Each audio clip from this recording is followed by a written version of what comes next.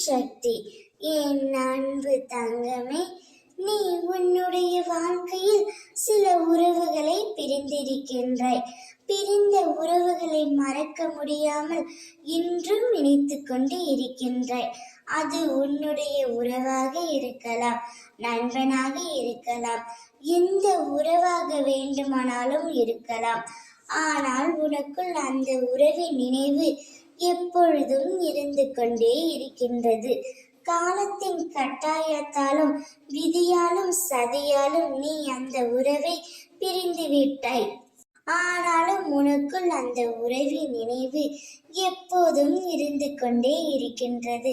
சில சமயங்களில் உனக்கு தோன்றுகின்றது, என்னுடைய உண்மையான அன்பை அவர்கள் புரிந்து கொள்ளவில்லை என்று. அதே சமயங்களில் அவருடைய உண்மையான அன்பும் உனக்கு புரியவில்லை என்றும் தோன்றுகின்றது. இது காலத்தின் கட்டாயம்தான். உங்கள் இருவர் மீதும் எந்த பிழையும் இல்லை தங்கமே. ஏதோ ஒரு மனக்கசப்பு ஏற்பட்டு சதியும் மாயையும் உங்களை சூழ்ந்து உங்கள் உறவுக்குள் ஒரு பிளவு ஏற்பட்டு விட்டது. விருப்பத்துடன் பிரிவு ஏற்படவில்லை என்றாலும் ஏதாவது ஒரு காரணத்தினாலும் மாயை உங்களை சூழ்ந்து இப்பொழுது இப்பிரிவே ஏற்பட்டு உள்ளது. உன்னுடைய வாழ்க்கையில் அச்சமயத்தில் என்ன நடக்கிறது என்று தெரியாமல் திகைத்து நின்றுள்ளாய். அவரை பிரிந்து நீ திகைத்து நின்ற அதே சமயத்தில் அவரும் உன்னை பிரிந்ததற்காக மிகவும் வருந்தி கொண்டு தான் இருக்கிறார் தங்கமே.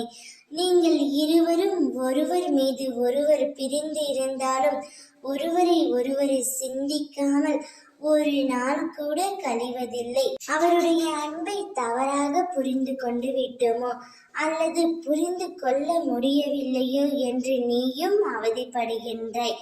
அதே சமயத்தில் அந்த உறவும் உன்னை நினைத்து அவதிப்பட்டு கொண்டு தான் இருக்கின்றார். ஒருவருடைய வாழ்க்கை ஒரு திசையில் சென்று கொண்டிருக்கிறது. ஆனால் தங்கமே, நீ எந்த உறவை நினைத்து இது நாள் வரை வருத்தப்பட்டு கொண்டிருக்கின்றாயோ அதே உறவு உன்னையும் நினைத்து வருந்தி கொண்டு தான் இருக்கின்றது. அதை மட்டும் நீ உன் நினைவில் வைத்துக்கொள்.